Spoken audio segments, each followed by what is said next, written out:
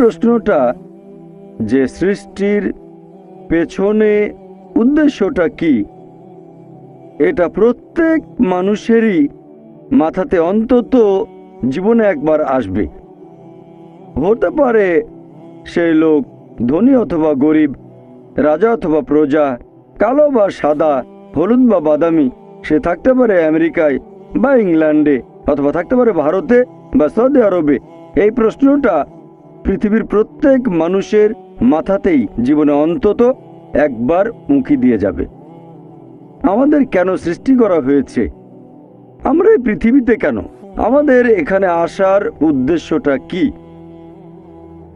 আর পৃথিবীর বেশিরভাগ মানুষই মনে করে যে অবশ্যই এখানে একজন সৃষ্টিকর্তা আছেন, মানে সর্বশক্তিমান ঈশ্বর, আর ঈশ্বরের কারণেই এখানে এসেছি।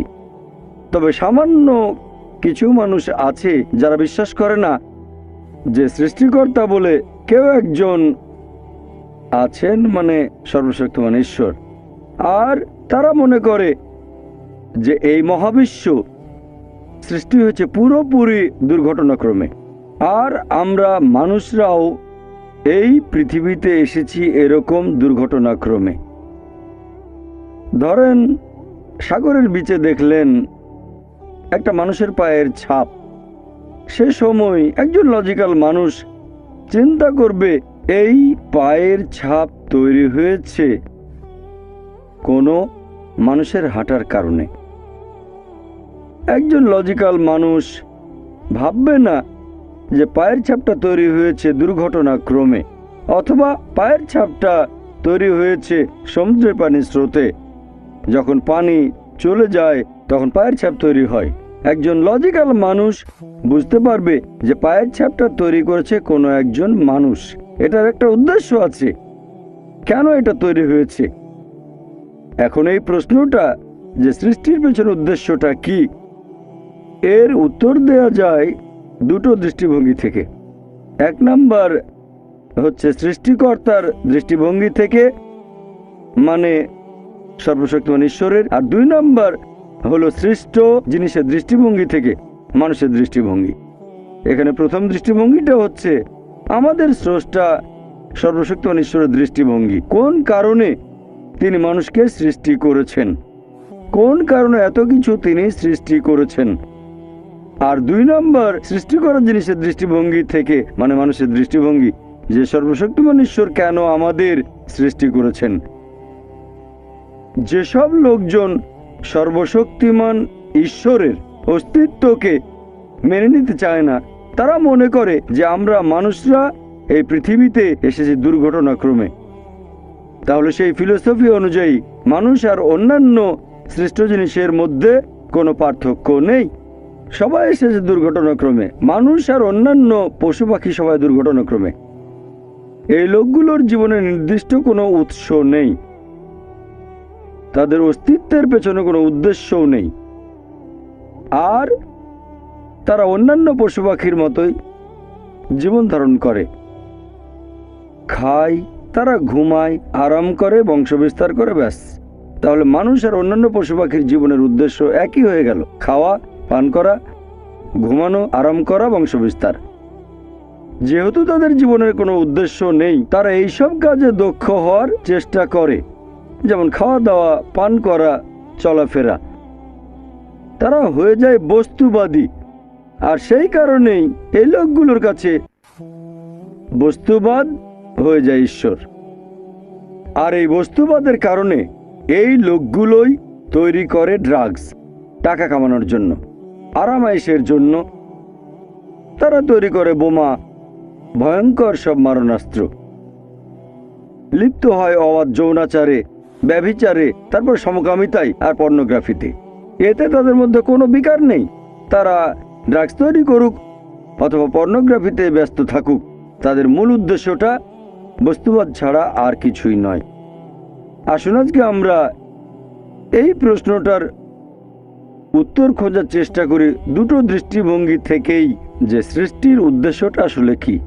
প্রথমে আমরা দেখব আমাদের সৃষ্টিকর্তার দৃষ্টিভঙ্গি, সর্বশক্তিমান ঈশ্বরের দৃষ্টিভঙ্গি। অর্থাৎ আল্লাহ সুবহানাহু ওয়া তাআলার দৃষ্টিভঙ্গি। কোন কারণে তিনি মানুষকে সৃষ্টি করেছেন? আল্লাহ সুবহানাহু ওয়া তাআলা কোরআনে বলেছেন, সূরা গাফির অধ্যায় নম্বর 40 আয়াত নম্বর 57, যে আকাশমণ্ডলী আর পৃথিবীর সৃষ্টি অনেক মহান মানুষের সৃষ্ট জিনিসের চেয়ে, কিন্তু অধিকাংশ মানুষ এখনো সেটা বুঝতে পারে না। অনেক মানুষ মনে করে যে আমরা হলাম সৃষ্টির সেরা জীব, তবে আল্লাহ বলেছেন আকাশমণ্ডলের পৃথিবীর সৃষ্টি মানুষের সৃষ্ট জিনিসের চেয়ে অনেক বেশি মহান। এখন যদি উত্তর দিতে হয় যে কেন আল্লাহ সুবহানাহু ওয়া তাআলা সর্বশক্তিমান ঈশ্বর আমাদের সৃষ্টি করলেন, আল্লাহ সুবহানাহু ওয়া তাআলার অন্যতম একটা বৈশিষ্ট্য, ঈশ্বরের বৈশিষ্ট্য হচ্ছে সৃষ্টিকর্তা, সেরা সৃষ্টিকর্তা।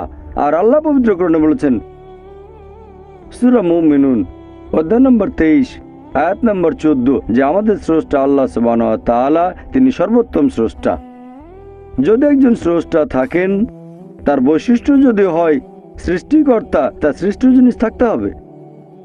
যদি কোনো সৃষ্টি না থাকে তাহলে কোনো সৃষ্টিকর্তা থাকবে না। যেমন ধরেন, আপনি বললেন যে ওই লোকটা সেরা লেখক, তাকে প্রশ্ন করা হবে যে আপনি কি কি জিনিস লিখেছেন, আপনার লেখা বইগুলো কোথায়, আর্টিকেলগুলো কোথায়? সেই লোক তখন বই বা আর্টিকেল দেখালে আমরাও বলতে পারি যে হ্যাঁ, এই লোকই সেরা লেখক। একইভাবে আল্লাহ তাআলার অন্যতম একটা বৈশিষ্ট্য হচ্ছে সৃষ্টিকর্তা, সর্বোত্তম সৃষ্টিকর্তা। তাহলে অবশ্যই তার সৃষ্টি থাকবে। তবে তার মানে এই না যে আল্লাহ সুবহানাহু ওয়া তাআলা তার সৃষ্টির উপরেই নির্ভরশীল। আল্লাহ পবিত্র কোরআনে বলেছেন সূরা জুমার অধ্যায় নম্বর 39 আয়াত নম্বর 62, যে আল্লাহ সুবহানাহু ওয়া তাআলা সবকিছুর স্রষ্টা এবং তিনি তার সৃষ্টির উপর নির্ভরশীল নন। তিনি এগুলোর উপর নির্ভর করেন না, তবে তার সৃষ্টি জিনিসগুলো তার উপর অবশ্যই নির্ভর করে। সৃষ্টিকর্তাকে আরবি করলে হবে খালিক, যিনি সৃষ্টি করেন। মূল আরবি শব্দ খালাকা। খালাকা এটাকে দুই ভাগে ভাগ করা যায়। খালাক শব্দের একটা মানে হচ্ছে একটা জিনিস থেকে অন্য কিছু জিনিস তৈরি। এই কাজটা আল্লাহ তাআলার পাশাপাশি আমরা মানুষ আর অন্যান্য পশু পাখিও পারি। যেমন ধরেন, একজন কাঠমিস্ত্রি, সে তৈরি করে চেয়ার টেবিল, কাজটা করছে কাঠ আর পেরেক দিয়ে। তবে সেই কাঠ নেওয়া হয়েছে বন গাছ থেকে। কাঠমিস্ত্রি গাছটাকে তৈরি করেনি, কোনো মানুষ তৈরি করেনি, তৈরি করেছে আল্লাহ তাআলা। পেরেকগুলো তৈরি করা হয়েছে ধাতু থেকে, যেটা সংগ্রহ করা হয় পাথর থেকে, আর এই পাথরও আল্লাহ সুবহানাহু ওয়া তাআলার সৃষ্টি। তাহলে মানুষ যেসব জিনিস তৈরি করতে পারে সেগুলো মৌলিক উপাদানের উপর নির্ভর করে, আর এই সবগুলো উপাদান বানিয়েছেন আল্লাহ তাআলা। তাই এই ধরনের সৃষ্টি, একটা সৃষ্টি থেকে অন্য কিছু তৈরি করা, এই সৃষ্টিগুলো সংখ্যায় সীমিত। একেবারে চূড়ান্ত আর সত্যিকারের সৃষ্টি হচ্ছে একেবারে শূন্য থেকে কিছু সৃষ্টি করা, এবং এটা আর কেউ করতে পারবে না আল্লাহ সুবহানাহু ওয়া তাআলা বাদে। শূন্য থেকে কিছু সৃষ্টি করা, এটাই একেবারে চূড়ান্ত সৃষ্টি। কোন সৃষ্ট জিনিস এটা তৈরি করতে পারবে না, পারেন যিনি সৃষ্ট নন আল্লাহ সুবহানাহু ওয়া তাআলা, যিনি বিশ্বজগতের স্রষ্টা। যেহেতু এখানে ঈশ্বরের বৈশিষ্ট্য হচ্ছে সৃষ্টিকর্তা, সৃষ্টি তো অবশ্যই থাকবে। কোরআনে আল্লাহর অনেকগুলো বৈশিষ্ট্যের কথা আছে। যেমন ধরেন, তাকে বলা হয়েছে আর রহমান, আর রহিম, আল গাফির, পরম দয়ালু, দয়াময়, যিনি ক্ষমা করেন। মানুষ জাতির সৃষ্টিটা একেবারে আলাদা সৃষ্টি। আমরা মানুষ, আমাদের স্বাধীন ইচ্ছা আছে। আমরা আল্লাহ তাআলার নির্দেশ মেনে চলতে পারি, আবার নাও মানতে পারি। এটা আলাদা একটা সৃষ্টি। আর যেহেতু আল্লাহ তাআলাকে মান্য অথবা অমান্য করার ক্ষমতা আমাদের আছে, তাই আমরা মাঝে মধ্যে পাপ কাজ করতে পারি। আর যেহেতু মানুষ পাপ করতে পারে, তাই আল্লাহ সুবহানাহু ওয়া তাআলার একটা বৈশিষ্ট্য, তিনি ক্ষমা করে দেন। তিনি দয়াময়, পরম দয়ালু, পাপ ক্ষমা করেন। যদি আমাদের কোনো স্বাধীন ইচ্ছা না থাকতো, তাহলে আল্লাহ সুবহানাহু ওয়া তাআলার সব নির্দেশ মেনে চলতাম, আর ফেরেশতাগণের সাথে আমাদের কোনো পার্থক্য থাকতো না। ফেরেশতাগণ আল্লাহ সুবহানাহু ওয়া তাআলার সৃষ্টি, তবে তাদের কোনো স্বাধীন ইচ্ছা নেই। তারা আল্লাহ সুবহানাহু ওয়া তাআলার সব নির্দেশই মেনে চলেন, কারণ তাদের কোনো স্বাধীন ইচ্ছা নেই। তবে মানুষের স্বাধীন ইচ্ছা আছে, আর স্বাধীন ইচ্ছার কারণেই আল্লাহ সুবহানাহু ওয়া তাআলার দয়া, আল্লাহ সুবহানাহু ওয়া তাআলার করুণা, আল্লাহ সুবহানাহু ওয়া তাআলার ক্ষমা আমরা দেখতে পারি। আরও একটা বৈশিষ্ট্য আল্লাহ সুবহানাহু ওয়া তাআলার পবিত্র কোরআনে আছে, তিনি ভালোবাসেন। আর আল্লাহ সুবহানাহু ওয়া তাআলা পবিত্র কোরআনে অনেক জায়গায় বলেছেন যে আল্লাহ তাদের ভালোবাসেন যারা তাকে বিশ্বাস করে, যারা ধৈর্যের সাথে অপেক্ষা করে, ন্যায়নিষ্ঠ কাজ করে, ধর্ম পালন করে, যারা ধৈর্যশীল আর অধ্যবসায়ী হয়, যারা তার কাছে আসে এবং যারা তাকে বিশ্বাস করে। আল্লাহ পবিত্র কোরআনে বলেছেন সূরা আলে ইমরান অধ্যায় নম্বর 3 আয়াত নম্বর 31, আল্লাহ বলছেন সর্বশেষ ও চূড়ান্ত নবী মুহাম্মদ সাল্লাল্লাহু আলাইহি সাল্লামকে, তাকে বলছেন যে বলো, যদি আল্লাহকে ভালোবাসো আমাকে অনুসরণ করো, আল্লাহ তোমাদের ভালোবাসবেন আর তোমাদের অপরাধ ক্ষমা করবেন। আমাদের নবীকে নির্দেশ দিয়েছেন স্রষ্টা আল্লাহ সুবহানাহু ওয়া তাআলা মানুষকে বলার জন্য যে আল্লাহকে ভালোবাসলে তোমরা আমাকে অনুসরণ করবে, মানে নবীকে। আল্লাহ সুবহানাহু ওয়া তাআলা তোমাদের ভালোবাসবেন আর তোমাদের অপরাধ ক্ষমা করবেন। এরকম একটা হাদিস মুহাম্মদ সাল্লাল্লাহু আলাইহি সাল্লামের আছে তিরমিজিতে, আর এই হাদিসটাকে সহিহ বলেছেন শেখ নাসিরউদ্দিন আলবানী, সহিহ তিরমিজি হাদিস নাম্বার 3540। সেখানে প্রিয় নবী মুহাম্মদ সাল্লাল্লাহু আলাইহি সাল্লাম বলেছেন, যদি আল্লাহর কাছে যাও, আল্লাহ বলেছেন যদি আমার কাছে আসো আমি তোমাদের ডাকে সাড়া দেব, আর যদি তোমরা ক্ষমা প্রার্থনা করো আমি তোমাদের ক্ষমা করব। যদি তোমাদের পাপ আকাশের মেঘ ছুঁয়ে যায় তারপরও ক্ষমা করব। যদি তোমাদের পাপ এই পৃথিবীর মতো আকারে বিশাল হয় তারপরও আমি তোমাদের ক্ষমা করার জন্য প্রস্তুত থাকব, যদি আমার কাছে ক্ষমা প্রার্থনা করো আর আমার সাথে কাউকে শরিক না করো। তার মানে আপনি যে পাপই করেন, যদি আল্লাহর কাছে ক্ষমা প্রার্থনা করেন, আন্তরিকভাবে অনুশোচনা করেন, যদি আল্লাহ তাআলার সাথে অন্য কাউকে শরিক না করেন, শিরক না করেন, আল্লাহ সুবহানাহু ওয়া তাআলা আপনাকে ক্ষমা করবেন। আল্লাহ সুবহানাহু ওয়া তাআলার আরেকটা বৈশিষ্ট্য, তিনি করুণাময়। আমাদের প্রিয় নবী মুহাম্মদ সাল্লাল্লাহু আলাইহি ওয়াসাল্লাম বলেছেন, এটা আছে সহিহ মুসলিমে খণ্ড নম্বর 4 হাদিস নাম্বার 6765। আমাদের নবী বলেছেন যে তোমরা সঠিক কাজগুলো করো, সবচেয়ে ভালো কাজগুলো তোমাদের সাধ্যে যতখানি কুলায়, আর ভালো থাকো। সঠিক কাজ করবে যতখানি সাধ্যে কুলায় আর সুখে থাকবে।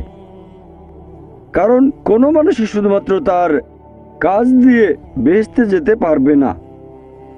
তখন একজন সাহাবা বললেন যে আপনার ক্ষেত্রে কি রাসূলুল্লাহ? নবী বললেন, আমিও যেতে পারবো না, আমিও বেহেশতে যেতে পারবো না যদি না আল্লাহ তাআলা আমাকে দয়া আর করুণা করেন।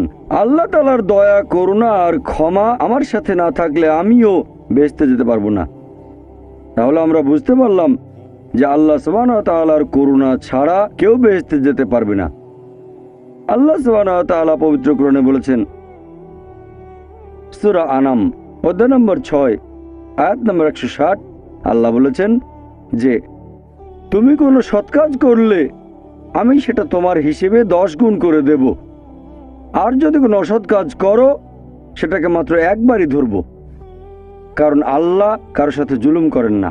তাহলে আমরা বুঝতে পারছি যদি কোনো ভালো কাজ করেন, আল্লাহ সুবহানাহু ওয়া তাআলা কোরআনে বলেছেন তিনি আপনার হিসেবে সেটা করে দেবেন 10 গুণ। যদি কোনো খারাপ কাজ করেন সেটাকে একবারই ধরা হবে। তার মানে যদি হিসেবটা এভাবে করা হতো যে ভালো কাজের জন্য 1 পয়েন্ট, খারাপ কাজের জন্য 1 পয়েন্ট, কোনো রকম গুণ ছাড়া ভালো কাজগুলোর, তাহলে একজন মানুষও বেহেশতে যেতে পারতো না। এটা আল্লাহ সুবহানাহু ওয়া তাআলার করুণা যে তিনি ভালো কাজগুলোকে কয়েক গুণ বাড়িয়ে পুরস্কারটাকে আরো বৃদ্ধি করেন, সেজন্য বেহেশতে যেতে পারবেন। তার মানে এই না যে কাজের কোনো গুরুত্ব নেই, কাজের গুরুত্ব অবশ্যই আছে, তবে আল্লাহর করুণা আরো গুরুত্বপূর্ণ। আল্লাহর করুণা না পেলে বেহেশতে যেতে পারবেন না। আল্লাহ বাড়িয়ে দেন, তবে আপনাকেও ভালো কাজ করতে হবে। যদি ভালো কাজের পরিমাণ 0 হয়, সেটাকে 10 লক্ষ দিয়ে গুণ করেন আপনি, সেটা হবে 0। তাহলে কাজ অবশ্যই গুরুত্বপূর্ণ, তবে আল্লাহ সুবহানাহু ওয়া তাআলার করুণা ছাড়া কোনো মানুষই বেহেশতে যেতে পারবে না। এগুলোই হলো আল্লাহর বৈশিষ্ট্য, যে তিনি দয়াময়, দয়ালু, ক্ষমাশীল, ভালোবাসেন আর করুণাময়। এই সব কিছু আমাদের স্রষ্টা আল্লাহ সুবহানাহু ওয়া তাআলার বৈশিষ্ট্য। এরকম আরও একটা বৈশিষ্ট্য, একেবারে চূড়ান্ত সুবিচার। আর আল্লাহ সুবহানাহু ওয়া তাআলার রয়েছে ইলমে গায়েব। মানুষ জন্মানোর আগেই তিনি জানেন কখন মানুষটা জন্ম নেবে, সে ভালো কাজ করবে নাকি খারাপ কাজ করবে, সে মেনে চলবে আল্লাহ সুবহানাহু ওয়া তাআলার নির্দেশগুলো নাকি অমান্য করবে। আল্লাহ জানেন, তিনি জানেন যে সেই মানুষটা বেহেশতে যাবে নাকি দোজখে যাবে, জান্নাতে না জাহান্নামে যাবে, আল্লাহ জানেন। তবে আল্লাহ যদি এরকম করতেন, যখনই একজন মানুষ জন্মালো অথবা জন্মানোর আগেই তাকে বেহেশতে পাঠিয়ে দিলেন যার বেহেশতে যাওয়া উচিত, আর তাকে দোজখে পাঠালেন যার দোজখে যাওয়া উচিত, যে মানুষগুলো বেহেশতে গেছে তারা হয়তো আপত্তি করবে না, তারা বলবে ভালো, আলহামদুলিল্লাহ, আমাদের আল্লাহ বেহেশতে পাঠিয়েছেন, সমস্যা নেই। তবে যাদেরকে দোজখে পাঠানো হবে তারা অবশ্যই আপত্তি জানাবে যে আপনি তো আমাদের কোনো সুযোগই দেননি, আল্লাহ কোনো পরীক্ষা ছাড়াই আমাদের দোজখে পাঠিয়ে দিলেন। আল্লাহ সুবহানাহু ওয়া তাআলা সবসময়ই করেন সুবিচার। আল্লাহ পবিত্র কোরআনে বলেছেন সূরা নিসা অধ্যায় নম্বর 4 আয়াত নম্বর 40, আল্লাহ সুবহানাহু ওয়া তাআলা কারোর সাথে অনুপরিমাণও জুলুম করেন না। সেই কারণে আল্লাহ সুবহানাহু ওয়া তাআলা মানুষকে এই পৃথিবীতে পাঠান। যদি আল্লাহ সুবহানাহু ওয়া তাআলার নির্দেশগুলো মেনে চলেন তাহলে পরীক্ষায় পাশ করবেন, তা না হলে ফেল করবেন। অনেকে জিজ্ঞেস করতে পারে যে ঈমানের অন্যতম একটা স্তম্ভ, সর্বশেষ স্তম্ভ কদর অর্থাৎ নিয়তি সম্পর্কে। আর আল্লাহ পবিত্র কোরআনে বলেছেন সূরা সাজদা অধ্যায় নম্বর 32 আয়াত নম্বর 12, আল্লাহ বলেছেন যেসব মানুষ হবে দোজখের অধিবাসী, শেষ বিচারের দিনে তারা কোনোভাবেই আল্লাহ তাআলার বিচারে আপত্তি জানাতে পারবে না। উল্টো তারা বলবে, সেদিন সব অপরাধীরা তাদের মাথা নিচু করে রাখবে আর বলবে আমাদের ক্ষমা করুন। তারা কোনো আপত্তি জানাবে না, শুধু বলবে যে আমাদের আরেকটা সুযোগ দিন, আমাদের আরো একবার এই পৃথিবীতে পাঠান, সেইবার আমরা অবশ্যই হব বিশ্বাসী।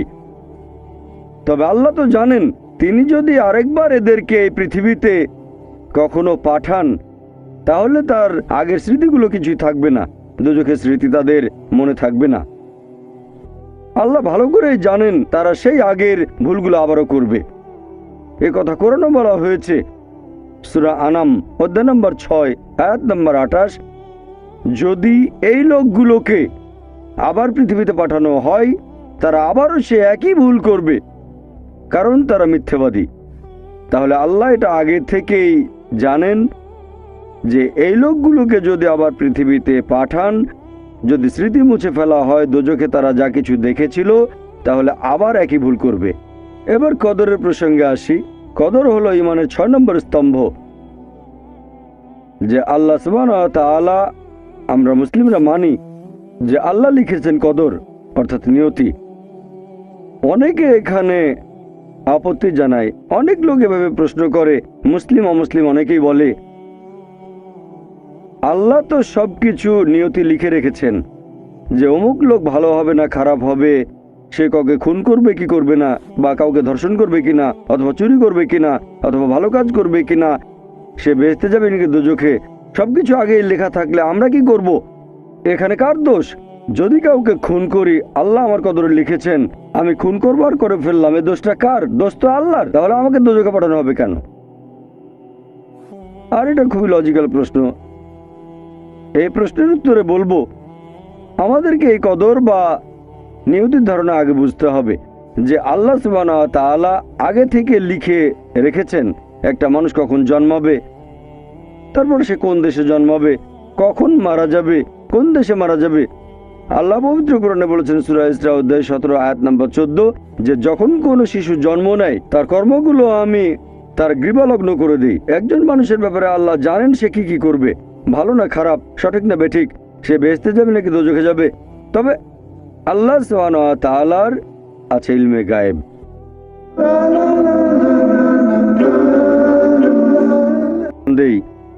যে ধরুন একটা ক্লাসে একজন টিচার পড়াচ্ছেন 100 জন ছাত্রকে প্রায় 1 বছর ধরে। আর পরীক্ষা শুরুর আগে টিচার অনুমান করলেন যে এই ছাত্রটা এবারের পরীক্ষায় ফার্স্ট হবে, ফার্স্ট ক্লাস ফার্স্ট। এই ছাত্র পাবে সেকেন্ড ক্লাস, এই ছাত্র করবে ফেল। এটা আমি উদাহরণ হিসেবে বলছি। এর কিছুদিন পরে পরীক্ষা হয়ে গেল, প্রথম ছাত্র হলো ফার্স্ট ক্লাস ফার্স্ট, এই ছাত্র সেকেন্ড ক্লাস, আর ওই ছাত্রটা করলো ফেল।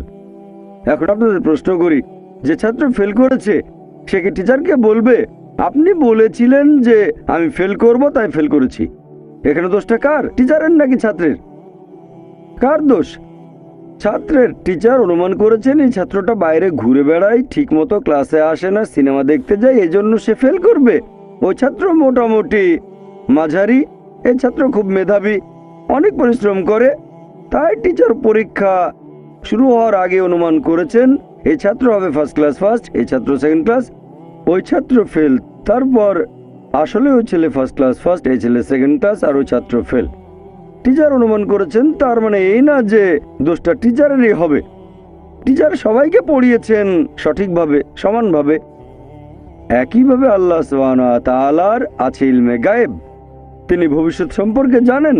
কিছু জিনিস ঠিক করা আছে যে এই লোকটা জন্মাবে অমুক দেশে, জন্মাবে অমুক দিনে, আর সে মারা যাবে অমুক দেশে অমুক তারিখে, ইত্যাদি ইত্যাদি। তার পরিবেশ ধনী হবে নাকি গরিব হবে, তবে পছন্দটা এখানে আপনার। যেমন ধরেন 12 স্ট্যান্ডার্ড পাস করার পরে অপশন আপনার হয়তো ইঞ্জিনিয়ার হবেন, অথবা ডাক্তার হবেন, বা একজন আইনজীবী। এখানে পছন্দ আপনার, ঠিক করলেন আপনি হবেন ইঞ্জিনিয়ার। এখন আল্লাহ এটা আগে থেকেই জানেন যে 12 স্ট্যান্ডার্ড পাস করার পরে আপনি ইঞ্জিনিয়ার হওয়ার চেষ্টা করবেন, তাই আল্লাহ আগে লিখে রেখেছেন। ব্যাপারটা এমন না যে আল্লাহ লিখে রেখেছেন বলে আপনি বেছে নিচ্ছেন। যেহেতু আপনি এটাই বেছে নেবেন, তাই আল্লাহ আগে লিখে রেখেছেন। এখানে পছন্দ আপনার, তবে আল্লাহ আপনার পছন্দ জানেন। যেমন ধরেন একটা রাস্তার মোড়ে আসলেন, সামনে 5টা রাস্তা, রোড নাম্বার 1, 2, 3, 4, 5। এখানে পছন্দ আপনার, বেছে নিতে পারেন রোড নাম্বার 1, 2, 3, 4, 5। আপনি গেলেন রোড 2-এ, এটা আগে থেকেই লেখা আছে আপনার নিয়তিতে যে আপনি যাবেন 2 নম্বর রোডে। ব্যাপারটা এমন না যে আল্লাহ লিখেছেন বলে আপনি করছেন। যেহেতু আপনি এটাই বেছে নেবেন, তাই আল্লাহ আগে লিখে রেখেছেন। তাহলে পছন্দ আপনার। আপনি চাইলে টাকা উপার্জন করতে পারেন ভালো কাজের মাধ্যমে, হালাল উপায়ে, অথবা পারেন চুরি করে হারাম উপায়ে। পছন্দ আপনার। ধরেন চুরি করলেন, এটা আপনার সিদ্ধান্ত। তবে আল্লাহ আগে থেকে জানেন যে এই লোকটা সহজে টাকা পেতে চায়, তাই চুরি করবে। তাই আল্লাহ আগে লিখে রেখেছেন যে এই লোকটা 25 বছর বয়সে চুরি করবে। এখানে দোষটা কার? দোষ আসলে আপনার। তবে আল্লাহর আছে ইলমে গায়েব, তাই তিনি আগেই লিখে রেখেছেন। সিদ্ধান্তটা আপনার। আল্লাহ তাআলা মানুষদের দিয়েছেন স্বাধীন ইচ্ছা। আপনি আল্লাহ তাআলাকে দোষ দিতে পারবেন না আপনার পাপের জন্য। যদি আপনি দোজখে যান, যাবেন আপনার পাপ কাজগুলোর জন্য, আর যদি বেহেশতে যান, সেটার কারণ হবে আল্লাহ সুবহানাহু ওয়া তাআলার অসীম করুণা। আসলে এবারে আমরা এই সৃষ্টির পেছনের উদ্দেশ্যটাকে দেখি আরেকটা দৃষ্টিভঙ্গিতে। সৃষ্টি করা জিনিসের দৃষ্টিভঙ্গি, মানুষের দৃষ্টিভঙ্গি থেকে সৃষ্টির পেছনের উদ্দেশ্য, সেটা হচ্ছে সর্বশক্তিমান ঈশ্বর কোন কারণে মানুষ সৃষ্টি করেছেন। আর এই প্রশ্নটার উত্তর আছে পবিত্র কোরআনে, সূরা আরাফ অধ্যায় নম্বর 7, আয়াত নম্বর 172 এবং আয়াত 173। আল্লাহ বলেছেন যে স্মরণ করো তোমার প্রতিপালক আদম সন্তানের পৃষ্ঠদেশ হতে তার বংশধরদের বের করেন এবং তাদের জিজ্ঞেস করেন যে আমি কি তোমাদের প্রতিপালক? তারা সবাই বলবে আমরা সাক্ষ্য দিচ্ছি আপনি আমাদের প্রতিপালক। তারপর আল্লাহ বলবেন তাহলে রোজ কিয়ামতের দিন তোমরা যেন না বলো যে জানতাম না আপনি আমাদের প্রতিপালক, অথবা এভাবে বলো না যে আমাদের পূর্বপুরুষেরা অন্য কারো ইবাদত করত, তারা শিরক করত, তারা অন্য কাউকে শরীক করেছে, আমরা তাদের অনুসরণ করেছি, সেজন্য তারা মিথ্যেবাদী, আমাদের কোনো দোষ নেই। তাহলে মানুষ জাতি এই পৃথিবীতে আসার আগে আল্লাহ তাআলা সব মানুষকে আদম সন্তানের পৃষ্ঠদেশ থেকে বের করে জিজ্ঞেস করেছিলেন যে কে তোমাদের প্রতিপালক, আর সবাই সাক্ষ্য দিয়েছিল আল্লাহ কেবল একজন, তিনি আমাদের প্রতিপালক। আর এখন আমরা পৃথিবীতে পরীক্ষা দিচ্ছি। আল্লাহ পবিত্র কোরআনে বলেছেন, আমার লেকচারের শুরুতেও কোরআনের আয়াতটা বলেছিলাম, সূরা জারিয়াত অধ্যায় নম্বর 51 আয়াত নম্বর 56। আল্লাহ বলেছেন যে আমি সৃষ্টি করেছি জিন এবং মানুষ যাতে তারা আমার ইবাদত করে। ওমা খালাকতুল জিন্না ওয়াল ইনসা ইল্লা লিয়াবুদুন। আমি সৃষ্টি করেছি জিন এবং মানুষ যাতে তারা আমার ইবাদত করে। তাহলে মানুষ এবং জিন সৃষ্টি করার পেছনের উদ্দেশ্যটা হচ্ছে যাতে তারা আল্লাহ তাআলার ইবাদত করে।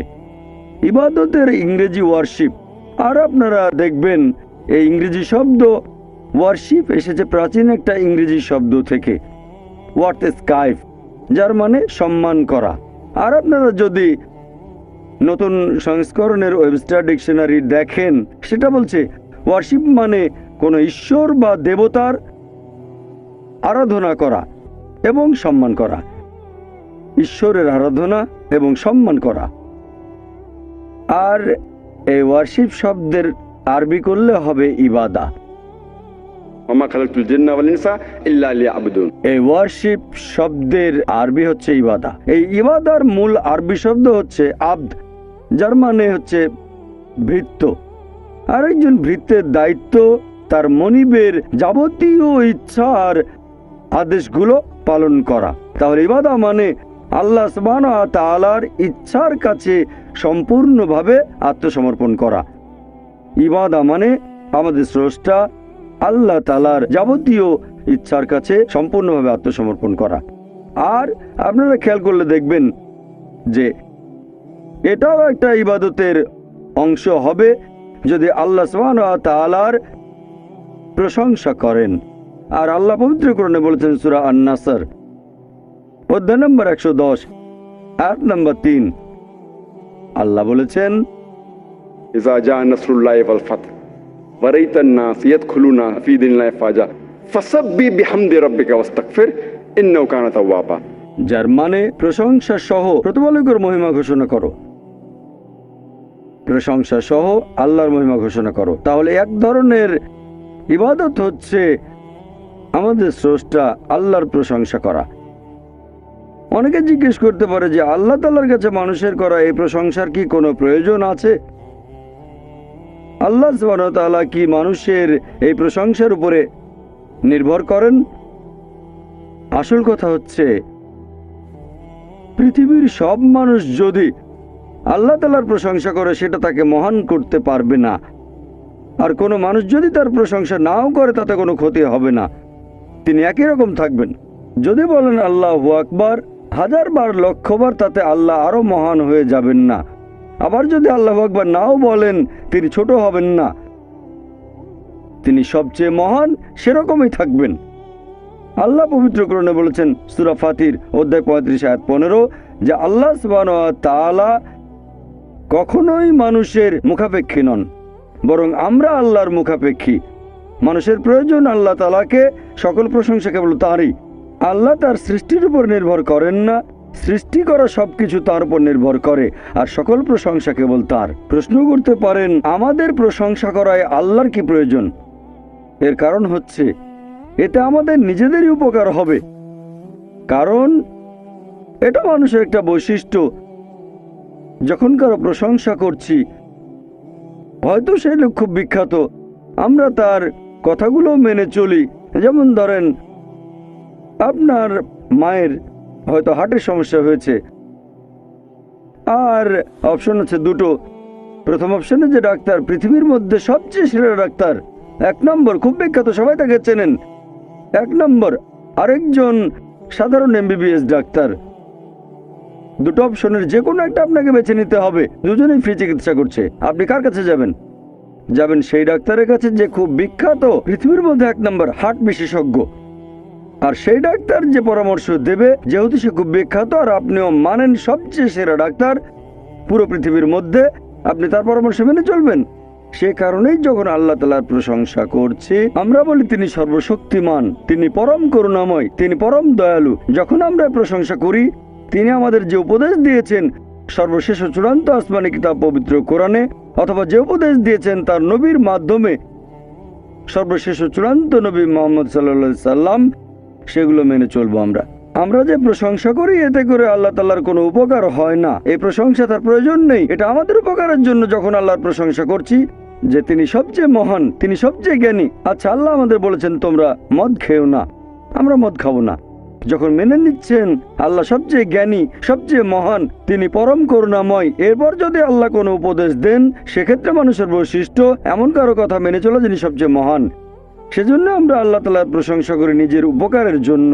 আর সেই কারণেই আল্লাহ তাআলা পবিত্র কোরআনে বলেছেন সূরা তাহা অধ্যায় নম্বর 20 আয়াত নম্বর 14 যে অবশ্যই আমি আল্লাহ সুবহানাহু ওয়া তাআলা, আমি আল্লাহ, আমি ব্যতীত কোনো উপাস্য নেই।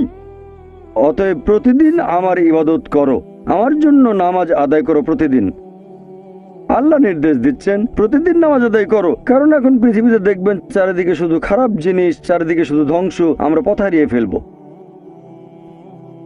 এই নামাজকে বলা যায় ন্যায়নিষ্ঠতার প্রোগ্রামিং। ইবাদতের এই কাজটা ন্যায়নিষ্ঠতার একটা প্রোগ্রামিং। আমরা প্রোগ্রামড হচ্ছি। একজন ডাক্তার বলবে যে ভালো স্বাস্থ্যের জন্য দিনে কমপক্ষে 3 বার খেতে হবে, তাহলে স্বাস্থ্যবান আত্মার জন্য প্রত্যেক দিন কমপক্ষে 5 ওয়াক্ত নামাজ পড়তে হবে। তাহলে ইবাদতের সবগুলো কাজেই আমাদের উপকার হবে। আল্লাহ পবিত্র কোরআনে বলেছেন সূরা বাকারা অধ্যায় নম্বর 2 আয়াত 183 তোমাদের জন্য রোজার বিধান দেওয়া হলো যেমন বিধান দেওয়া হয়েছিল তোমাদের পূর্ববর্তীগণকে, যাতে করে তোমরা শিখতে পারো আত্মসংযম। আমরা রোজা রাখি কেন? যাতে আত্মসংযম শিখতে পারি। এখনকার মনোবিজ্ঞানীরা বলবেন যদি ক্ষুধাকে নিয়ন্ত্রণ করতে পারেন তাহলে নিজের সব আকাঙ্ক্ষাকে নিয়ন্ত্রণ করতে পারবেন। আমরা যখন রোজা থাকি তখন কিছু খাই না, পান করি না ভোর থেকে সূর্যাস্ত পর্যন্ত।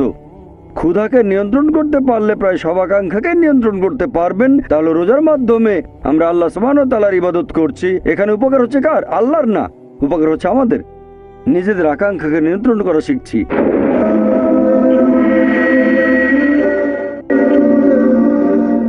আল্লাহ পবিত্র কোরআনে বলেছেন সূরা মাইদা অধ্যায় নম্বর 5 আয়াত নম্বর 90 ইয়া আইয়ুহাল্লাযিনা আমানু হে মুমিনগণ ইন্নামাল খামরু ওয়াল মাইসিরু নিশ্চয়ই মদ পান এবং জুয়া খেলা ওয়াল আনযাবু ওয়াল আজলামু মূর্তি পূজার বেদ এবং ভাগ্য নির্ণায়ক স্বর রিজসুম মিন আমালিশ শাইতান এগুলো সব শয়তানের কাজ। ফাজতানিবু লাকুম তুফলিহুন এগুলো বর্জন করো যাতে সফল কাম হতে পারো। এখানে আল্লাহ সুবহানাহু ওয়া তাআলা আমাদের নির্দেশ দিচ্ছেন যে হে মুমিনগণ নিশ্চয়ই মদ পান এবং জুয়া খেলা, মূর্তি পূজার বেদি মানে মূর্তি পূজা করা, ভাগ্য নির্ণায়ক স্বর মানে ভাগ্য গণনা, এগুলো শয়তানের কাজ। এগুলো বর্জন করো যাতে সফল কাম হতে পারো। আর আল্লাহ এর পরের আয়াতে বলছেন সূরা মাইদা অধ্যায় নম্বর 5 আয়াত নম্বর 91 যে শয়তান মানুষের মধ্যে শত্রুতা আর বিদ্বেষ সৃষ্টি করতে চায় এই মদ এবং জুয়ার মাধ্যমে। আর এগুলো তোমাদেরকে আল্লাহ সুবহানাহু ওয়া তাআলার স্মরণে বাধা দেবে। আল্লাহ আমাদের পথ দেখাচ্ছেন। যখন আমরা নামাজ পড়ি, পবিত্র কোরআন পড়ি, এটাও এক ধরনের ইবাদত। নামাজ পড়া এক ধরনের ইবাদত। আল্লাহর নির্দেশনা পাচ্ছি যে দূরে থাকবো মদ থেকে, জুয়া খেলা থেকে। শয়তান এই কাজগুলোর মাধ্যমে মানুষের মধ্যে শত্রুতা আর বিদ্বেষ তৈরি করে, আর এগুলো আপনাকে আল্লাহ তাআলার স্মরণে বাধা দেবে। ইবাদতের বিভিন্ন কাজগুলো যেখানে আপনি আল্লাহ তাআলার আদেশ নিষেধগুলো মেনে চলছেন সেগুলো হচ্ছে ইবাদত। মানুষ যখন আল্লাহ সুবহানাহু ওয়া তাআলার কোনো আদেশ নিষেধ মেনে চলছে তখনই সেটা ইবাদত। তবে আপনাকে সে কাজটা করতে হবে সঠিকভাবে। এখানে আমাদেরকে দুটো শর্ত পূরণ করতে হবে। 1 নম্বর হচ্ছে যে আপনি সেই কাজটা করবেন শুধুমাত্র আল্লাহ সুবহানাহু ওয়া তাআলার সন্তুষ্টি লাভের জন্য। নিজেকে মহান করে দেখবেন না, নিজের প্রশংসা করবেন না। আপনি যে কাজই করেন সেটা করবেন আল্লাহ সুবহানাহু ওয়া তাআলার সন্তুষ্টি লাভের জন্য। আল্লাহ যেগুলো নির্দেশ করেছেন সেগুলো মানেন আল্লাহ সন্তুষ্টি লাভের জন্য। নিজেকে মহান করবেন না, প্রশংসা করবেন না, বিখ্যাত হওয়ার জন্য করবেন না। 2 নম্বর শর্ত যে কাজটা পালন করব যেভাবে আল্লাহ এবং তার রাসূল আমাদের নির্দেশ দিয়েছেন। আল্লাহ যে কাজগুলো করতে বলেছেন সেগুলো করবেন সেভাবে যেভাবে আল্লাহ করতে বলেছেন অথবা আমাদের নবী করতে বলেছেন। যদি কাজটা অন্য উপায়ে করেন সেটাকে ইবাদত বলা হবে না। তাই করবেন আল্লাহর জন্য, তার নির্দেশ মেনে চলবেন আর নবীর নির্দেশ মেনে চলবেন যেভাবে আল্লাহ এবং তার রাসূল করতে বলেছেন। যদি অন্য কোনো উপায়ে করেন তাহলে সেটা সঠিক নয়। আর আমাদের নবী মুহাম্মদ সাল্লাল্লাহু আলাইহি ওয়াসাল্লামের একটা হাদিস আছে সহিহ মুসলিমে, খণ্ড নম্বর 2, হাদিস নম্বর 1885। আমাদের নবী মুহাম্মদ সাল্লাল্লাহু আলাইহি ওয়াসাল্লাম বলেছেন, সবচেয়ে খারাপ যে কাজটা সেটা হলো ধর্মে নতুন কিছু সংযোজন, নতুন কিছুর প্রচলন। এটা একটা অভিশাপ। আর ধর্মে নতুন সংযোজন তোমাদের নিয়ে যাবে দোজখে। তার মানে সবচেয়ে খারাপ যে কাজটা সেটা বিদআহ। ধর্মে নতুন কিছু সংযোজন এটা একটা অভিশাপ, আর আপনাদের নিয়ে যাবে দোজখে। এখন ইবাদত করার ক্ষেত্রে একটা কমন নিয়ম আছে যে সব ধরনের ইবাদতের কাজ নিষিদ্ধ, শুধুমাত্র পবিত্র কোরআন এবং হাদিসে যেটা বলা আছে সেই নিয়ম বাদে। যে নিয়মের কথা আমাদের বলেছেন আল্লাহ এবং তার রাসূল, অন্য সব ধরনের ইবাদত হারাম, এগুলো সব নিষিদ্ধ, শুধু সেই নিয়ম বাদে যেটা বলা হয়েছে কোরআনে আর বলা হয়েছে আমাদের নবীর বিভিন্ন হাদিসে। তারপর আপনারা দেখবেন যে পৃথিবীতে মানুষ সৃষ্টি করার পেছনের উদ্দেশ্যটা যাতে আমরা আল্লাহর ইবাদত করি। আল্লাহর ইবাদত করলে আমাদের উপকার হয়, এটা আমাদের সাহায্য করে। অনেকের মধ্যে একটা ভুল ধারণা আছে যে ইসলাম একটা নতুন ধর্ম, যে ধর্ম পৃথিবীতে এসেছে 1400 বছর আগে, আর নবী মুহাম্মদ সাল্লাল্লাহু আলাইহি সাল্লাম হলেন ইসলাম ধর্মের প্রতিষ্ঠাতা। সত্যি বলতে ইসলাম পৃথিবীতে আছে একেবারে আদিকাল থেকে, যখন থেকে মানুষ এই পৃথিবীতে বাস করছে। আর নবী মুহাম্মদ সাল্লাল্লাহু আলাইহি সাল্লাম এই ধর্মের প্রতিষ্ঠাতা নন, তিনি হলেন আল্লাহ সুবহানাহু ওয়া তাআলার সর্বশেষ ও চূড়ান্ত রাসূল। পৃথিবীতে অনেক নবী রাসূল এসেছেন। আল্লাহ পবিত্র কোরআনে বলেছেন সূরা ফাতির অধ্যায় 35 আয়াত নম্বর 24, وإن من أمة إلا خلا فيها نذير। এমন কোন সম্প্রদায় নেই যাদের কাছে আমি সতর্ককারী প্রেরণ করিনি।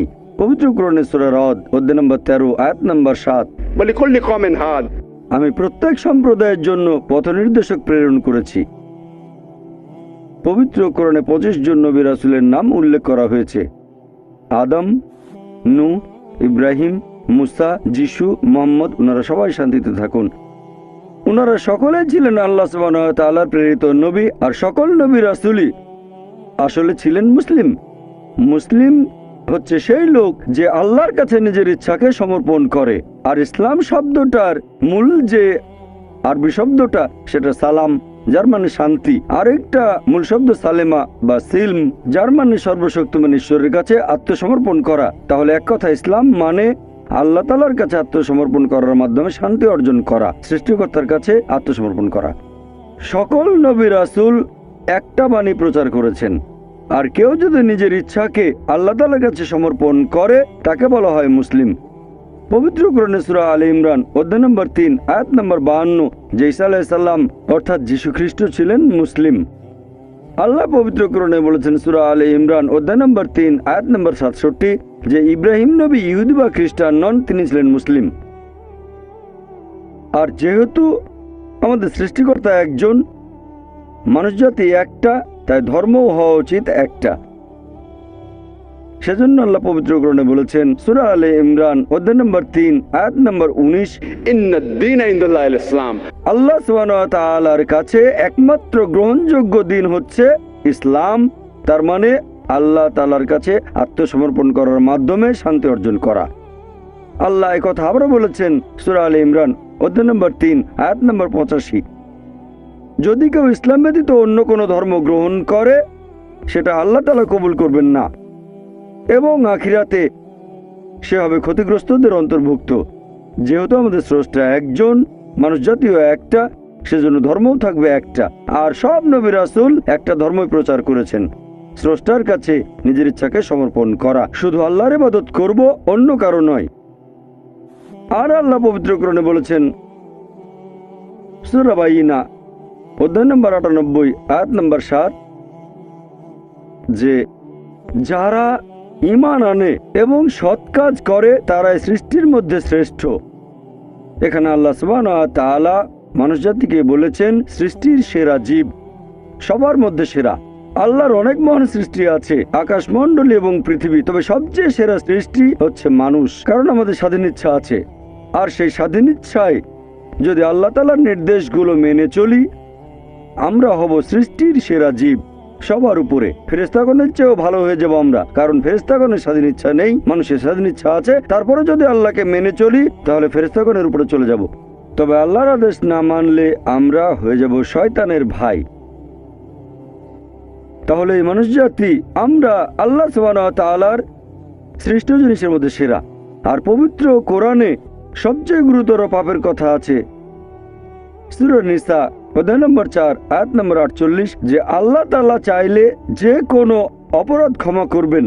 আল্লাহ সুবহানাহু ওয়া তাআলা যদি কখনো চান তাহলে যে কোনো অপরাধ ক্ষমা করতে পারেন, তবে শিরক করার অপরাধ কখনোই ক্ষমা করবেন না। কথাটা আবারও আছে সূরা নিসা অধ্যায় নম্বর 4 আয়াত নম্বর 116, যে আল্লাহ সুবহানাহু ওয়া তাআলা চাইলে যে কোনো অপরাধ ক্ষমা করে দেবেন, তবে শিরক বা তার সাথে অন্য কাউকে শরীক করা কখনোই ক্ষমা করবেন না। মানুষ জাতির জন্য সবচেয়ে বড় পাপ আল্লাহ সুবহানাহু ওয়া তাআলার সাথে অন্য কাউকে শরীক করা, অন্য কাউকে ইবাদত করা আমাদের সৃষ্টিকর্তা কেবলমাত্র এক আল্লাহকে বাদ দিয়ে। আর আল্লাহ সুবহানাহু ওয়া তাআলার একটা বৈশিষ্ট্য হচ্ছে ভালোবাসা। আমি কথা আগেও বলেছি যে আল্লাহ সুবহানাহু ওয়া তাআলা তাঁর সৃষ্টিকে ভালোবাসেন। যেহেতু আমাদের ভালোবাসেন তাঁর করুণা দিয়ে, আর আমাদের দিয়েছেন সব ধরনের নিয়ামত। আল্লাহ আমাদের অনেক নিয়ামত দিয়েছেন, বাতাস দিয়ে শ্বাস নিই, পানি পান করি, অন্যান্য সুযোগ সুবিধা আল্লাহ আমাদের দিয়েছেন কারণ আমাদের ভালোবাসেন। আর যারা আল্লাহর নির্দেশ মেনে চলে তিনি তাদের জন্য ঠিক করে রেখেছেন বেহেশত, মানে পরকালের জীবনে, কারণ তিনি ভালোবাসেন। আমাদের নবী মুহাম্মদ সাল্লাল্লাহু আলাইহি ওয়াসাল্লাম বলেছেন, এটা আছে সহিহ মুসলিমে খণ্ড নম্বর 1 হাদিস নম্বর 67, যে সেই মানুষজন ঈমানের মিষ্টতার স্বাদ গ্রহণ করেছে যারা এই 3টা কাজ করে। 1 নম্বর, যারা ভালোবাসে আল্লাহ এবং তার রাসূলকে অন্য যে কারো চেয়ে বেশি ভালোবাসে। 2 নম্বর, যারা ভালোবাসে মানুষকে, ভালোবাসে লোকজনকে আল্লাহ সুবহানাহু ওয়া তাআলার খাতিরে। আর 3 নম্বর, যারা ঘৃণা করে অবিশ্বাসী হওয়াটাকে, আল্লাহ সেই পথ থেকে তাদের রক্ষা করেন, কারণ তারা দোজখে যেতে চায় না। যেসব মানুষ এই 3টা কাজ করবে আমাদের নবী মুহাম্মদ সাল্লাল্লাহু আলাইহি ওয়াসাল্লামের হাদিস অনুযায়ী তারা ঈমানের সত্যিকারের মিষ্টতা স্বাদ গ্রহণ করেছে। আর আল্লাহ পবিত্র কোরআনে বলেছেন সূরা আলে ইমরান অধ্যায় নম্বর 3 আয়াত নম্বর 31, আল্লাহ নবীকে বলতে নির্দেশ দিচ্ছেন, যারা আল্লাহকে ভালোবাসো তারা আমাকে অনুসরণ করো, আল্লাহ তোমাদের ভালোবাসবেন এবং ক্ষমা করে দেবেন। এখন আপনারা দেখবেন যে আমরা মানুষরা আমরাও ভালোবাসি অন্য মানুষকে, ভালোবাসি আমরা আমাদের বাবা এবং মাকে, ভালোবাসি আমাদের স্ত্রীকে, ভালোবাসি সন্তানদের। আর আমরা এদের ভালোবাসি তার কারণটা হচ্ছে যে এই মানুষগুলো আমাদের কিছু ব্যাপারে সাহায্য করেছে। যেমন ধরেন আমরা মাকে ভালোবাসি কারণ তিনি 9 মাস আমাদের গর্ভে ধারণ করেছেন, ছোটবেলায় যত্ন নিয়েছেন, আমাদের বড় করেছেন। ভালোবাসি ভাইদের, হয় তাদের কাছে কিছু পেয়েছি বা কিছু আশা করছি, আমরা তাদের ভালোবাসি। এভাবে দেখলে আল্লাহ তাআলা আমাদের অনেক সাহায্য করেছেন। আল্লাহ পবিত্র কোরআনে বলেছেন সূরা ইব্রাহিম অধ্যায় নম্বর 14 আয়াত নম্বর 34, যদি তোমরা আল্লাহ তাআলার অনুগ্রহ গণনা করো তার সংখ্যা নির্ণয় করতে পারবে না। তাহলে সামান্য কিছু সাহায্যের জন্য বাবা মাকে যদি আমরা এত ভালোবাসি, আল্লাহ সুবহানাহু ওয়া তাআলাকে কত ভালোবাসা উচিত। ভালোবাসা বিভিন্ন রকম, আমরা মানুষরা পশু পাখিদেরও ভালোবাসি, মানুষদেরও ভালোবাসি।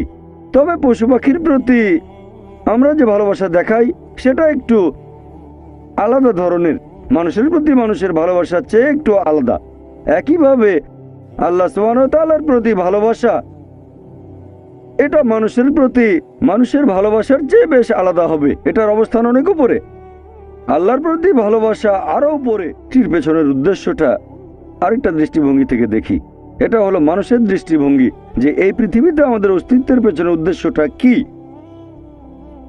আল্লাহ আমাদের বানিয়েছেন, পৃথিবীতে পাঠিয়েছেন, এখানে আমাদের প্রয়োজনটা কি, আমাদের এই অস্তিত্বের উদ্দেশ্যটা কি। আল্লাহ এর উত্তরে বলেছেন সূরা মুলক অধ্যায় নম্বর 67 আয়াত নম্বর 2 আল্লাহ বলেছেন अल्लज़ी खलक़ल मौत वल हयाता, যে আল্লাহ সৃষ্টি করেছেন মৃত্যু ও জীবন পরীক্ষার জন্য। কে তোমাদের মধ্যে কর্মে উত্তম? আল্লাহ সৃষ্টি করেছেন জীবন ও মৃত্যু পরীক্ষার জন্য। কে তোমাদের মধ্যে কর্মে উত্তম? আল্লাহ পবিত্র কোরআনে বলেছেন সূরা আলে ইমরান অধ্যায় নম্বর 3 আয়াত 185, আল্লাহ বলেছেন कुल्लु नफ्सिन ज़ायक़ातुल मौत, প্রত্যেক জীব মৃত্যুর স্বাদ গ্রহণ করবে, আর চূড়ান্ত বিচার হবে রোজ কিয়ামতের দিনে। যাকে সেদিন দোজখ থেকে রক্ষা করা হবে আর বেহেশতে দাখিল করা হবে, সেই পৃথিবীর উদ্দেশ্য অর্জনে সফল কাম। কারণ এই পার্থিব জীবন ছলনাময় ভোগ ব্যতীত আর কিছুই নয়। তার মানে এই পৃথিবীতে আমাদের ইহকাল, এটা পরকালের জন্য একটা পরীক্ষা। যদি আল্লাহ সুবহানাহু ওয়া তাআলার আদেশগুলো মেনে চলেন, তাহলে পরকালের জীবনে বেহেশতে যেতে পারবেন, আর আদেশগুলো না মানলে বেহেশতে যেতে পারবেন না, দোজখে যাবেন। তাহলে এই জীবন আমাদের অস্তিত্বের পেছনের উদ্দেশ্য, আল্লাহ বলছেন পরকালের জন্য পরীক্ষা। আর আল্লাহ পবিত্র কোরআনে বলেছেন সূরা আনকাবুত অধ্যায় নম্বর 29 আয়াত নম্বর 2 যে তোমরা কি মনে করো আমরা ঈমান এনেছি এটা বললেই তোমাদের ছেড়ে দেওয়া হবে? তোমাদের অবশ্যই পরীক্ষা নেব। যদি শুধু মুখে বলেন আল্লাহকে বিশ্বাস করি, আমি একজন মুসলিম, আমি একজন মুমিন, এটা বললেই আল্লাহ ছেড়ে দেবেন? এখানেই পরীক্ষা শেষ? আল্লাহ বলছেন তোমরা জানো না আমি পরীক্ষা করব? শুধু বললেন আমি একজন মুসলিম, শুধু মুখে বললেন আমি বিশ্বাসী, মুখে বললেন আমি আল্লাহর কাছে নিজের ইচ্ছাকে সমর্পণ করি, তাহলে আপনাকে ছেড়ে দেওয়া হবে না। আল্লাহ অবশ্যই পরীক্ষা করবেন। আল্লাহ পবিত্র কোরআনে বলেছেন সূরা বাকারা অধ্যায় নম্বর 2 আয়াত নম্বর 155, আমি অবশ্যই তোমাদের পরীক্ষা করব ক্ষুধার ভয় দিয়ে, জীবন আর ধন সম্পদের ক্ষয়ক্ষতি দিয়ে, এবং ফল ও ফসলের ক্ষয়ক্ষতি দিয়ে। আর শুভ সংবাদ দাও তাদের যারা ধৈর্যশীল। আল্লাহ সবাইকে পরীক্ষা করবেন ভয় দিয়ে, ক্ষুধা দিয়ে, জীবন আর ধন সম্পদের ক্ষয়ক্ষতি দিয়ে, ফল ফসলের ক্ষয়ক্ষতি দিয়ে। আল্লাহ অবশ্যই পরীক্ষা করবেন। আর আল্লাহ এক একজনকে এক একভাবে পরীক্ষা করেন। আল্লাহ পবিত্র কোরআনে বলেছেন সূরা আনাম অধ্যায় নম্বর 6 আয়াত নম্বর 165, আল্লাহ বলেছেন যে তিনি কিছু মানুষকে অন্যদের তুলনায় বেশি মর্যাদা দান করেছেন। আল্লাহ সুবহানাহু ওয়া তাআলা কিছু মানুষকে অন্য মানুষদের তুলনায় বেশি মর্যাদা দিয়েছেন। আল্লাহ কোরআনে বলেছেন সূরা নাহল অধ্যায় নম্বর 16 আয়াত নম্বর 71 যে তিনি কিছু মানুষকে অন্য মানুষের তুলনায় শ্রেষ্ঠত্ব দান করেছেন। আল্লাহ এই কথা আবারও বলেছেন সূরা আনাম অধ্যায় নম্বর 6 আয়াত নম্বর 165 যে আল্লাহ সুবহানাহু ওয়া তাআলা কিছু মানুষকে অন্যদের তুলনায় বেশি মর্যাদায় উন্নীত করেছেন, আর তিনি যা দিয়েছেন তার ভিত্তিতেই তোমাদের বিচার করা হবে। এখানে অনেক লোকজন এভাবে প্রশ্ন করে আল্লাহ তাআলা এখানে সুবিচার করবেন কিভাবে? কেউ হয়তো জন্মায় গরিব পরিবারে, আবার কেউ জন্মায় ধনী পরিবারে, কেউ জন্মায় ভালো স্বাস্থ্য নিয়ে, কেউ জন্মায় অসুস্থ হয়ে। এটাই তো অবিচার। আল্লাহ তাআলা সুবিচার করেন না। তিনি এইসব আলাদা মানুষের জন্য আলাদা বিচার করবেন কিভাবে? আমরা জানি যে পার্থিব জীবনে আছে জন্ম আর মৃত্যু, বিভিন্ন অসুখ হতে পারে, কেউ গরিব কেউ ধনী, এই সবই আসলে পরীক্ষা। আর আল্লাহ পবিত্র কোরআনে বলেছেন সূরা আনফাল অধ্যায় নম্বর 8 আয়াত নম্বর 28, আল্লাহ বলেছেন যে অবশ্যই তোমাদের ধন সম্পদ আর সন্তান সন্ততি এগুলো তোমাদের জন্য পরীক্ষা। এরপর সূরা মুনাফিকুন অধ্যায় নম্বর 63 আয়াত নম্বর 9 যে তোমাদের সম্পদ আর সন্তান সন্ততি যেন তোমাদেরকে আল্লাহ তাআলার স্মরণে উদাসীন না করে। আল্লাহ তাআলা এক একজন মানুষকে এক একভাবে পরীক্ষা করেন। আপনি যদি কাউকে জিজ্ঞেস করেন যে ভালো কাজগুলো কি কি আর ভালো কাজগুলো কি, এই ব্যাপারে আস্তিক নাস্তিক সব ধরনের মানুষই তখন বলবে ভালো কাজ হচ্ছে দান করা, নিজে সন্তুষ্ট থাকা। কয়েকটা ভালো কাজের কথা বললে দান খয়রাত থাকবে। এখন একজন মানুষ পরোপকারী কি না সেটা আল্লাহ কিভাবে পরীক্ষা করবেন? কিন্তু সবার সম্পদ যদি সমান থাকে, পরীক্ষার ব্যাপারটা তাহলে আসবে কিভাবে? পরীক্ষা তখনই নেওয়া যাবে যখন কেউ হবে ধনী আর কেউ হবে গরিব। তাই আল্লাহ তাআলা এক একজনকে এক একভাবে পরীক্ষা করেন। হয়তো কেউ জন্ম নিয়েছে ধনী পরিবারে, তাই সম্পদ অনেক বেশি, আবার কেউ জন্মায় গরিব হয়ে। তবে যে লোকটা ধনী, ইসলামিক শরিয়া অনুযায়ী ইসলাম ধর্মের একটা স্তম্ভ হচ্ছে জাকাত, যে প্রত্যেক ধনী লোক যাদের সঞ্চয় নিসাব লেভেলের উপরে 85 গ্রাম স্বর্ণ, সে প্রতি হিজরি বছরে সেই সঞ্চয়ের 2.5% জাকাত হিসেবে দান করে দেবে। সেই লোক হতে পারে লাখপতি, হতে পারে কোটিপতি। যদি সে ঠিকমতো জাকাত দেয় তাহলে সে পাবে 5 নম্বর। হয়তো সে পুরো জাকাত দিল না, সামান্য কিছু অংশ দান করলো, যা দেওয়ার কথা তার 20% দিল, যেটা দেওয়া উচিত তার সামান্য অংশ দিল, তাহলে সে ফেল করবে। আবার কেউ হয়তো জাকাতই দেবে না, একেবারে শূন্য। আর গরিব লোককে কোনো জাকাত দিতে হবে না, সেভাবে ফুল নাম্বার।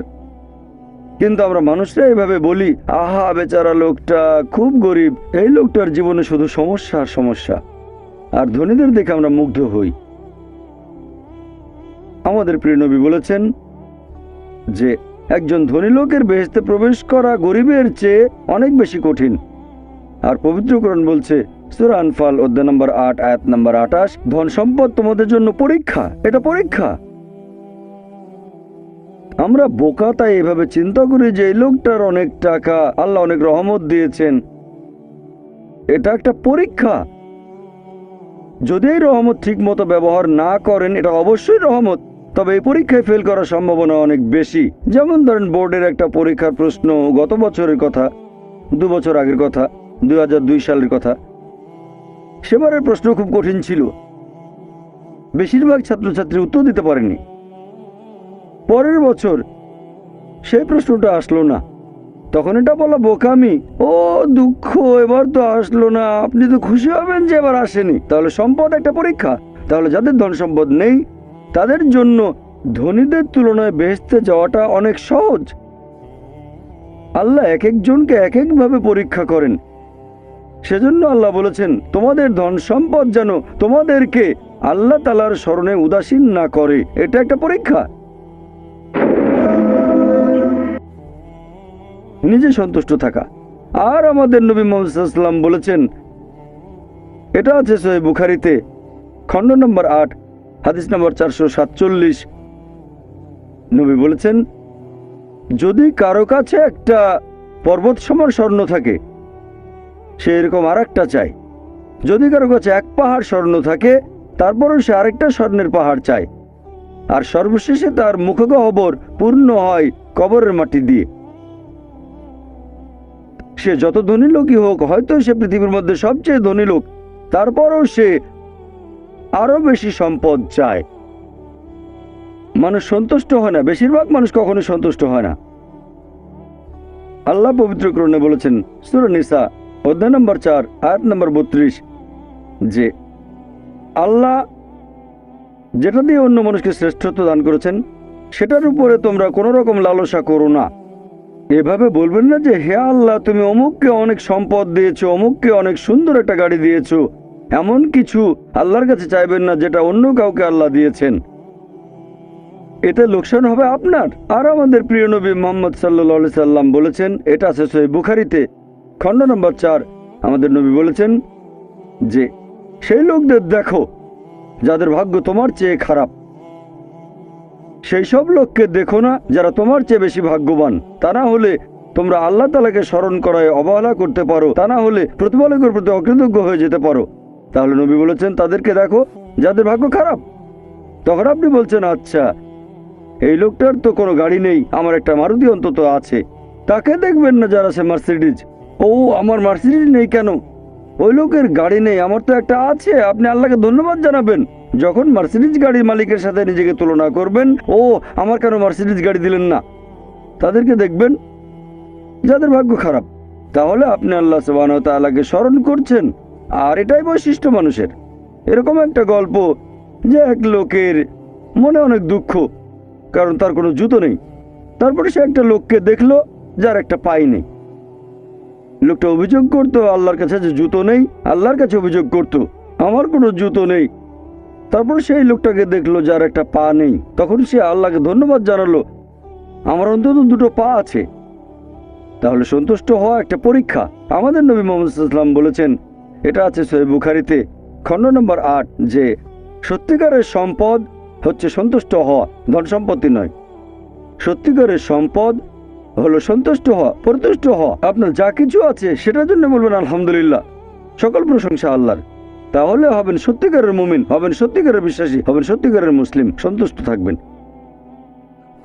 অনেকে এভাবে বলে যে কোন কারণে আল্লাহ সুবহানাহু ওয়া তাআলা কিছু মানুষকে জন্ম থেকেই বানিয়েছেন স্বাস্থ্যবান, কিছু মানুষকে আল্লাহ সুস্বাস্থ্য দেন, আর কেউ জন্মায় অসুখ বিসুখ নিয়েই, হয়তো বংশগত কোনো রোগ, হার্ট ডিজিজ, কেউ বা জন্মায় বিকলাঙ্গ হয়ে। আল্লাহ কি অবিচার করছেন?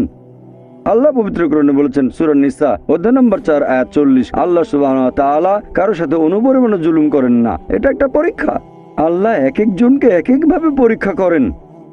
এরকম হতে পারে যে শিশু এখন জন্মাচ্ছে, সেই সময় মাসুম, নিষ্পাপ, তার কোনো দোষ নেই। আর পবিত্র কোরআন বলছে সূরা আনফাল অধ্যায় নম্বর 8 আয়াত নম্বর 28 যে তোমাদের ধন সম্পদ আর সন্তান সন্ততি তোমাদের জন্য পরীক্ষা।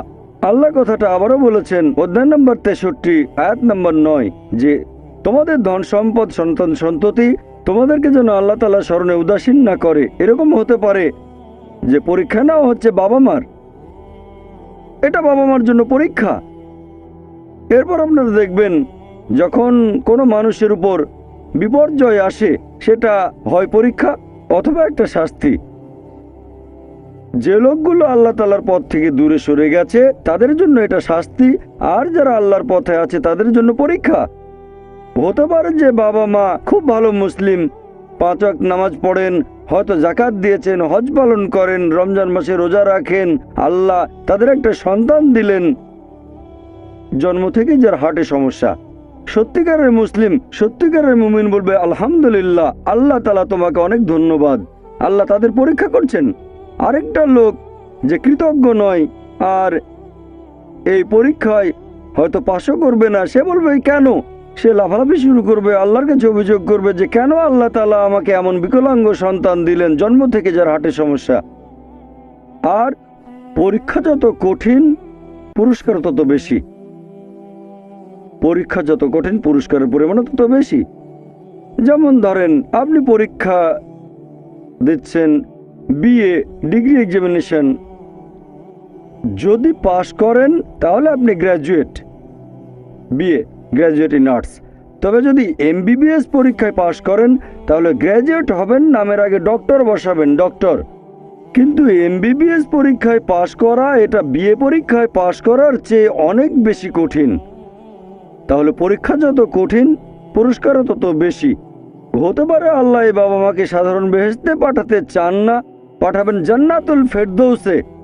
তারা ধার্মিক, তারপরও আল্লাহ তাদের বেশি পুরস্কার দিতে চাচ্ছেন।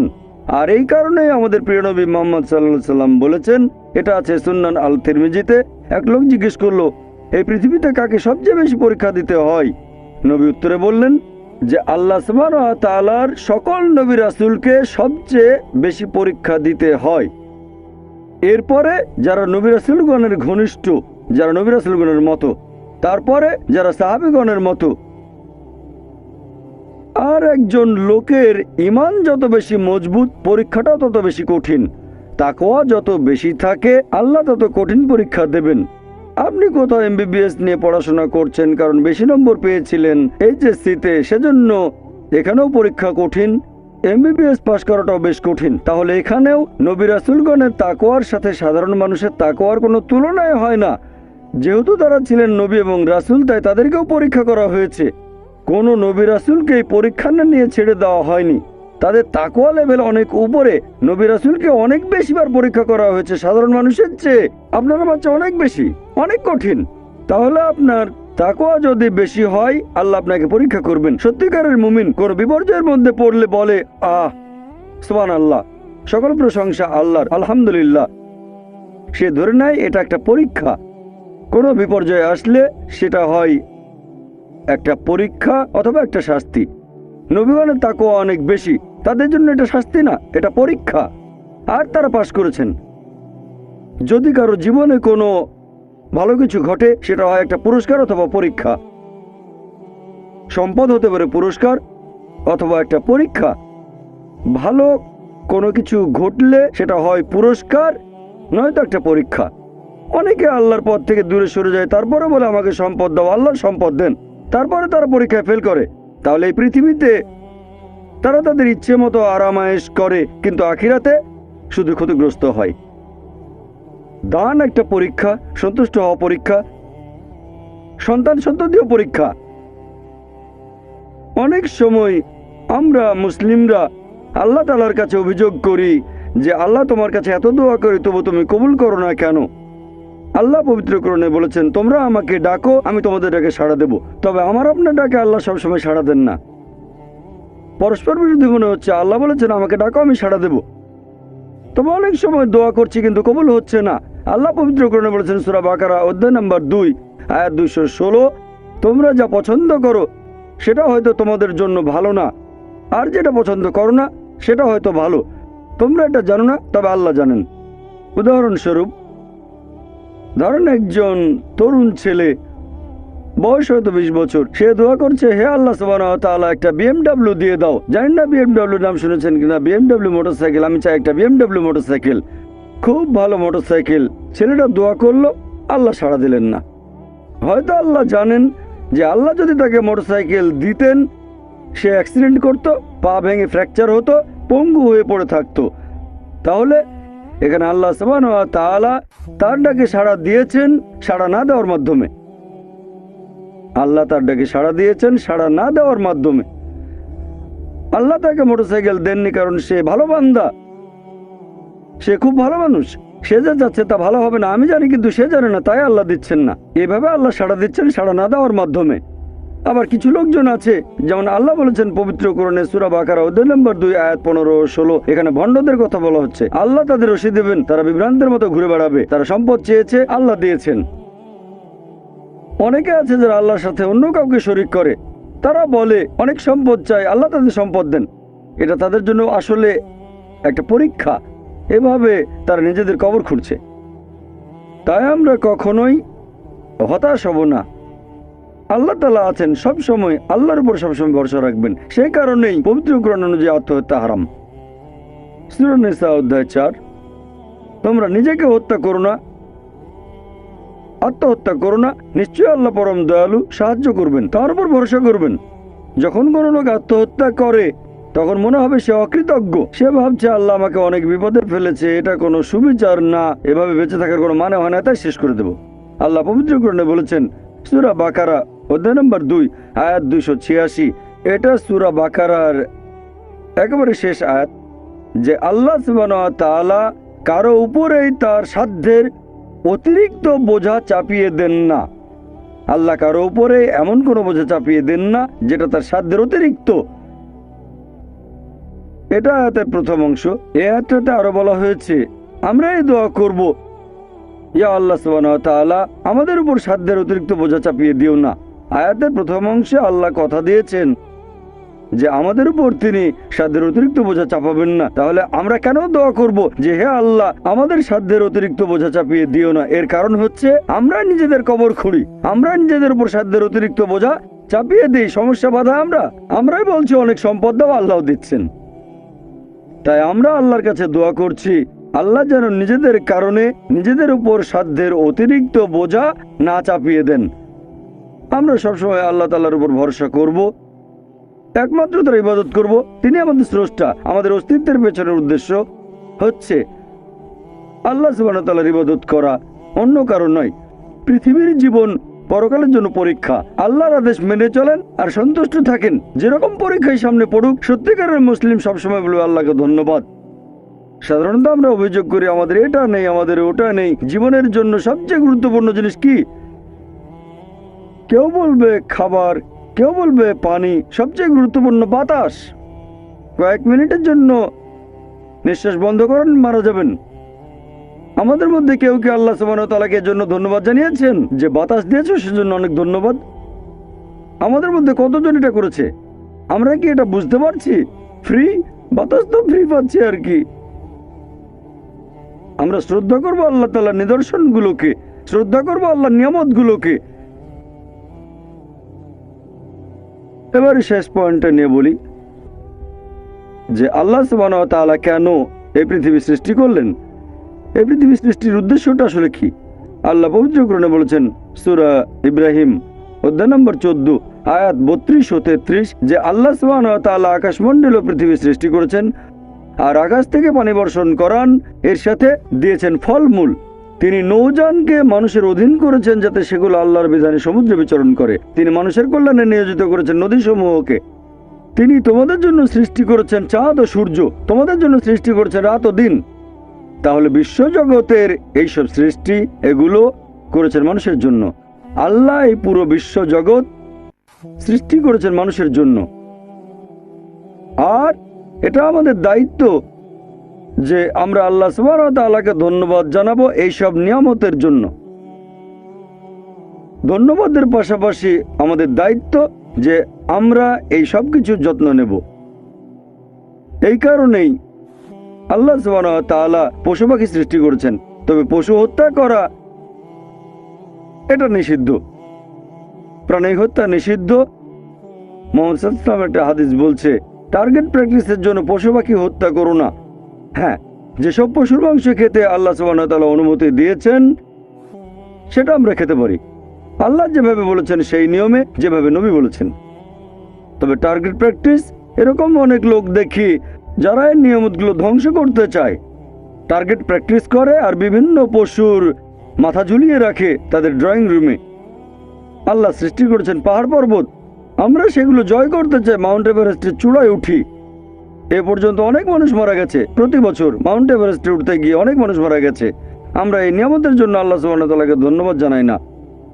যদিও আল্লাহ তাআলা পবিত্র কোরআনে বলেছেন উট সৃষ্টি করা হয়েছে তোমাদের জন্য ভার বহনের জন্য, যদিও এগুলো আমাদের জন্য সৃষ্টি করা হয়েছে, আমরা এদের ভালোবাসবো, শ্রদ্ধা করব। এরকম অনেক সহিহ হাদিস আছে, অনেক। একটা হাদিস আছে সহিহ বুখারীতে খণ্ড নম্বর 3 যে একবার একজন মানুষ একটা তৃষ্ণার্ত কুকুরকে পানি খেতে দিয়েছিল, কুয়ার কাছে গিয়ে মোজাই করে পানি এনেছিল, আর এই কাজের জন্য তাকে বেহেশতে দাখিল করা হলো। সহিহ বুখারীতে আছে আরেকটা হাদিস খণ্ড নম্বর 4 একবার এক পতিতা একটা তৃষ্ণার্ত কুকুরকে পানি খেতে দিয়েছিল, এজন্য সে বেহেশত পেল। এক সাহাবা প্রশ্ন করলেন যে কুকুরকে পানি খাওয়ালেও কি আমরা পুরস্কার পাবো? নবী বললেন অবশ্যই, কেন না। চিন্তা করেন যে পশুটাকে ঘরের ভেতরে ঢুকতে নিষেধ করা হয়েছে, যদি সেই পশুকেও পানি খেতে দেন আল্লাহ সেজন্য পুরস্কার দেবেন। একটা হাদিস বলছে একজন বৃদ্ধ মহিলা এক বিড়ালকে বেঁধে রেখে খাবার দিত না, আল্লাহ তাকে দোজখে পাঠালেন। কেন সে বিড়ালটাকে বেঁধে রাখলো, খাবার দিল না? অন্ততপক্ষে বিড়ালটাকে ছেড়ে দিলেও তো সে শিকার করে খেতে পারতো। আর আমাদের এক্সিবিশনে এরকম একটা পোস্টার আছে, আরো অনেক পোস্টার। তাহলে আমরা পশু পাখিকে ভালোবাসবো, যত্ন করব। এছাড়াও গাছপালা লতাপাতা আমরা খেতে পারি যখন প্রয়োজন আমাদের, তবে বিনা কারণে আমরা কোনো গাছপালা কাটবো না। এমনকি যুদ্ধের সময়ও নবী মুহাম্মদ সাল্লাল্লাহু আলাইহি ওয়াসাল্লাম বলেছেন যে তোমরা গাছ কেটে ফেলো না, শস্যে আগুন ধরিয়ে দিও না। তাহলে এগুলো সবই আল্লাহ সুবহানাহু ওয়া তাআলার সৃষ্টি।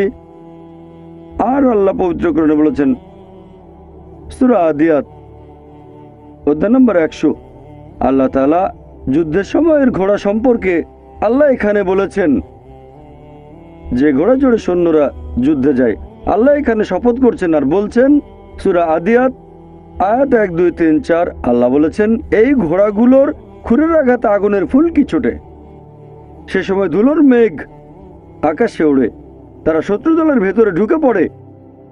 বলা হচ্ছে আল্লাহ এখানে শপথ করছেন এই ঘোড়াগুলোকে নিয়ে, যুদ্ধের ময়দানের ঘোড়া, তাদের মধ্যে কোনো রকম ভয় নেই, কারণ তারা তাদের প্রভুর নির্দেশ মানে। যে মানুষটা ঘোড়ার পিঠে থাকে সেই মানুষটার জন্য তারা শত্রু দলের ভেতরে ঢুকে পড়ে। শত্রুর হাতে তরবারি বা অন্যান্য যত অস্ত্রই থাকুক না কেন, সেই ঘোড়া তারপরে সামনে এগিয়ে যায়, কারণ সে প্রভুর নির্দেশ মেনে চলে। আল্লাহ এখানে শপথ করছেন এই ঘোড়াগুলোকে নিয়ে। তারপর আল্লাহ তাআলা বলছেন তবে মানুষ অবশ্যই অকৃতজ্ঞ। তার মানে যুদ্ধের ঘোড়া প্রভুর আদেশ মানতে গিয়ে মরার জন্য প্রস্তুত। এই কারণে ঘোড়াটা মারা যেতে পারে, তারপরও প্রভু আদেশ দিয়েছে বলে এগিয়ে যাচ্ছে। সামনে হয়তো অস্ত্র হাতে শত্রু দাঁড়িয়ে আছে, সামনে গেলে সে মারা যেতে পারে, তারপরও এটা প্রভুর আদেশ। তবে মানুষ জাতি অকৃতজ্ঞ, মোটেও কৃতজ্ঞ নয়।